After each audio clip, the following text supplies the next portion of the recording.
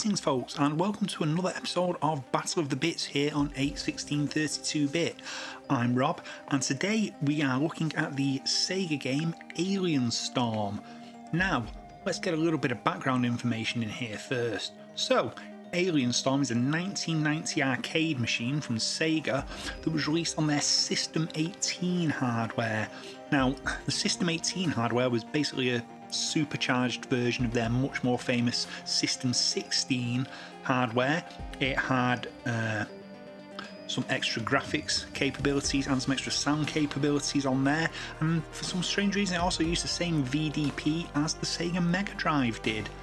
Now, when it came to the home versions, obviously, like many games at the time, it was converted to a lot of home computers, but today in Battle of the Bits, as is usual, I'm concentrating on the versions released for the Sega Mega Drive or Genesis and the Sega Master System.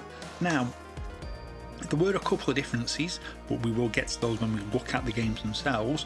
But the Mega Drive version was released first in Japan in the June of 1991, with follow-up releases in the US in the July of that year, and the UK and Europe in the September.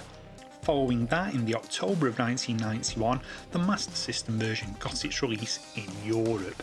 Now, basic explanation, Alien Storm is a scrolling beat 'em up, shoot 'em up kind of thing. It's very similar to Golden Axe, but with aliens instead of orcs, basically. So, without further ado, let's have a quick look at Alien Storm.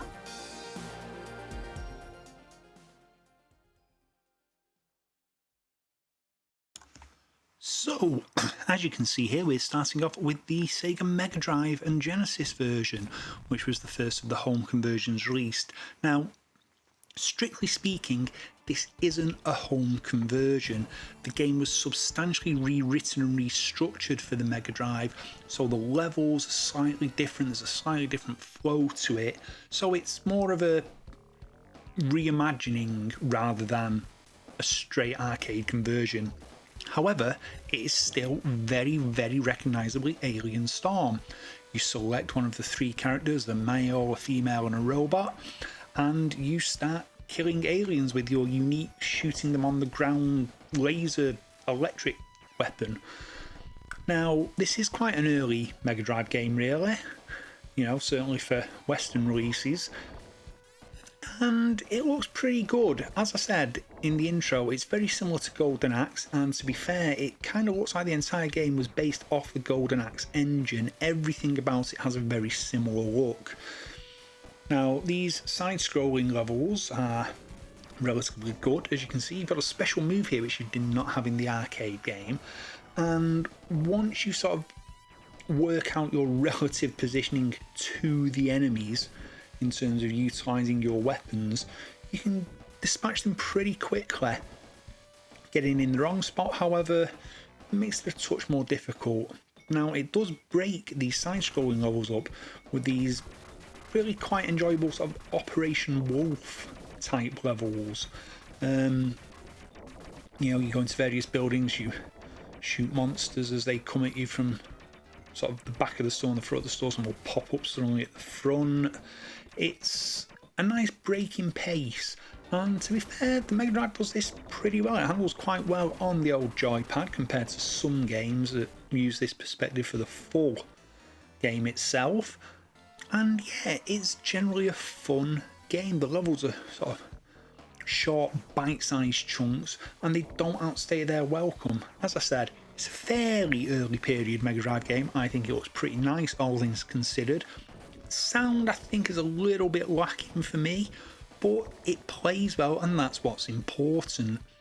As I said, it's a reimagining, not a straight arcade port, but it maintains the feel of Alien Storm, and that's what you want. You wouldn't really want it to be a completely different game.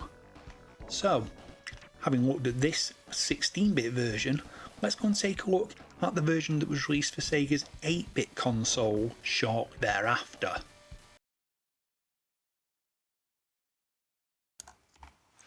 Now, here we have the Master System version, and straight away you can obviously tell it's on a much less powerful machine.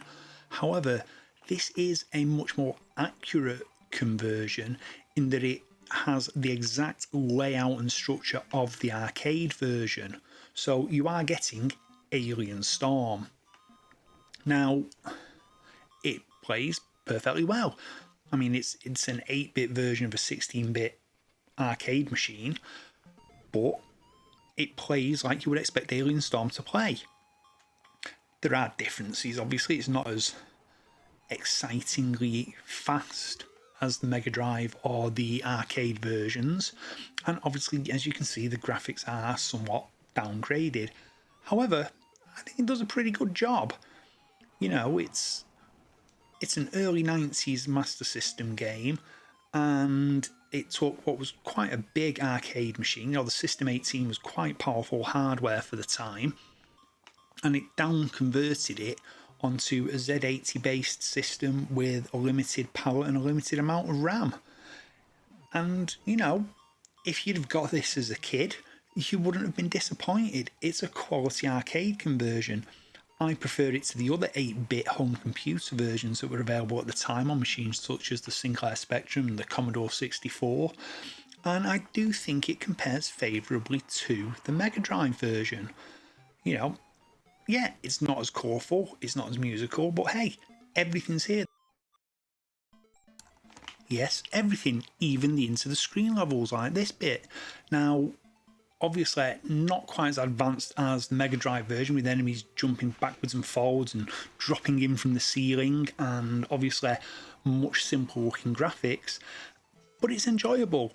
Doesn't control quite as well, but it's still a perfectly playable rendition of the first person perspective sections. Now, it is a little bit different. Instead of scrolling in both directions, it tends to scroll just in the one direction, but it's a really, really, really good rendition of this part of the arcade machine. And again, when you take into account the differences in the hardware between Sega's Motorola 68,000 controlled System 18 board with its extra graphics capabilities and the Z80 based Master System, it's pretty darn good, to be fair. So, what conclusion can we draw? Well, let's talk about that, shall we? So, what conclusion can we draw here about the home versions of Alien Storm in Battle of the Bits? Well, I'm going to call this one a draw. Now, the Mega Drive version is fast, fluid, looks pretty good, sounds okay, and plays really well, which you would expect from a 16-bit machine, but the Master System version produces a really good rendition of a much more powerful piece of arcade hardware. And, you know, if you've got both of these machines, you'd be happy with either version of the game. Anyway, that's it for this episode of Battle of the Bits. I've been Rob.